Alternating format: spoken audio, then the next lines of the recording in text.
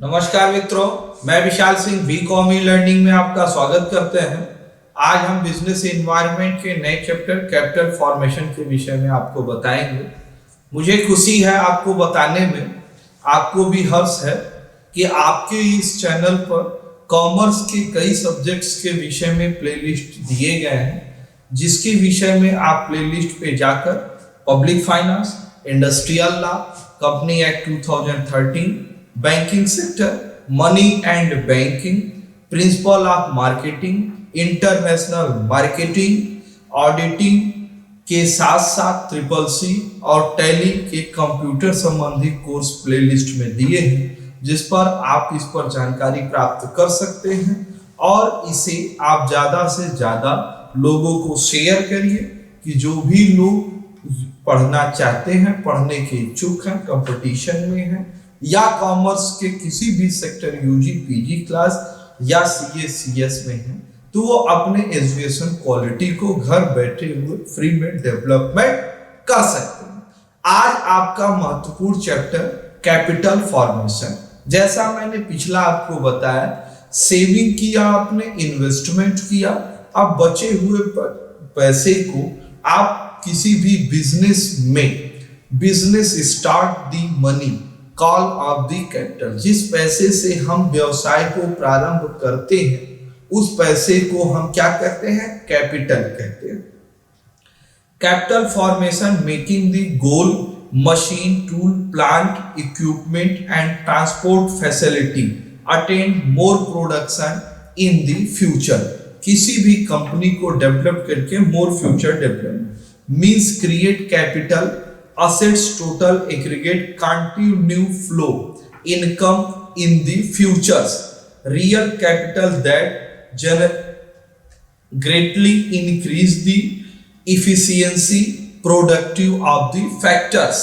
Capital format does not only an increase stock, physical capital, human capital, education, trained, health and include of the capital formation. Capital formation means as increase in the stock, physical and human capital. Physical capital मतलब किसी भी लोगों को capital के विषय में जागरूक करना। Capital formation is the investment of the financing system. इसको हम सेविंग ऑफ द मनी का एक प्रारूप भी कह सकते हैं। कैपिटल फॉर्मेशन से ही किसी भी बिजनेस की हम उसकी पूंजी को बढ़ा के प्रोडक्शन को बढ़ा सकते हैं। मार्केट में प्राप्त हो रहे डिमांड पर प्रोडक्शन अधिक होगा तो उसे वहां पहुंचा के कंपनी अपने मैक्सिमम बेनिफिट को प्राप्त कर सकती है। Capital formation is the long term process consist the 3 stage.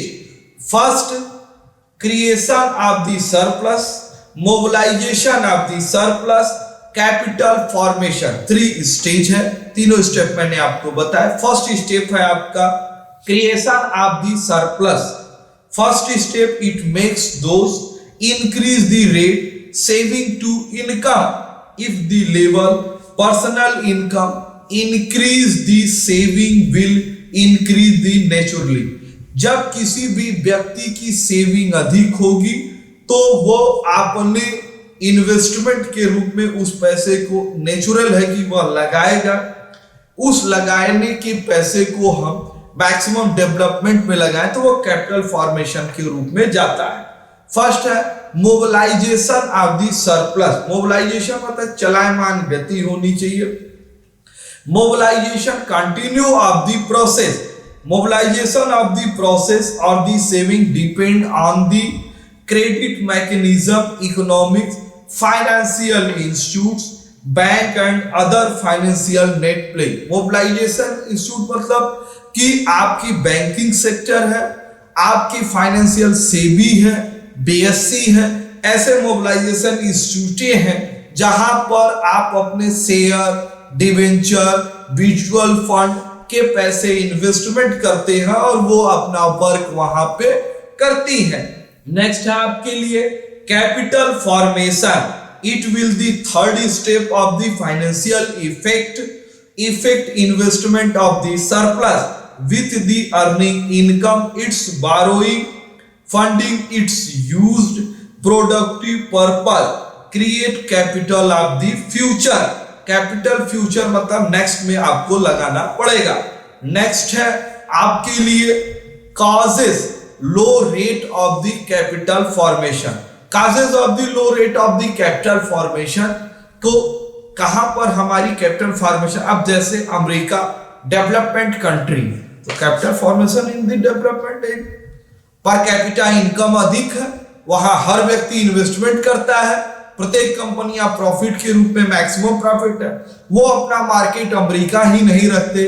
International WTO में जितने भी कंट्री रजिस्टर्ड है, वहां प्रत्येक दुनिया का ऐसा कोई देश नहीं होगा जहां अमेरिकन कंपनियां जाके व्यापार नहीं करती होंगी।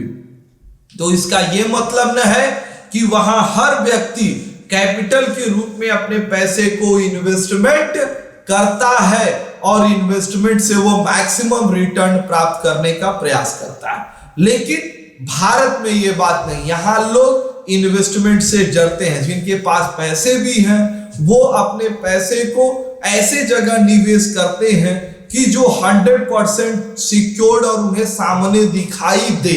वो risk of the coverage, share, debenture ऐसे चीजों में इन्वेस्टमेंट नहीं करते। भारत में लो रेट पर कैपिटल फॉर्मेशन के कुछ कारण है, causes low rate of the capital formation. First आप देखना चाहेंगे various circulars of the poverty. Bharat में गरीबी अधिक होने के कारण, जब गरीबी अधिक है तो पहले भोजन के पैसे चाहिए तब investment. High taxation of the labour, tax rate अधिक होने से गवर्नमेंट जो भी व्यक्ति इनकम प्राप्त होती है उस व्यक्ति पर टैक्स रेट से पैसा डायरेक्ट और इनडायरेक्ट दोनों तरह से ऐसे पैसे खींच लेती है कि उनके सेविंग के लिए पैसे नहीं बचते। Lack of the infrastructure facility, road, railway, education, hospital. Maximum Bharat में कुछ ऐसे रूरल सेक्टर हैं जहां भी आज भी यह सुविधाएं पूर्ण रूप से प्रत्येक व्यक्ति, प्रत्येक गांव, प्रत्येक घर तक नहीं पहुंचा है, जिसके कारण उन्हें इस सिस्टम से वो आज भी दूर है।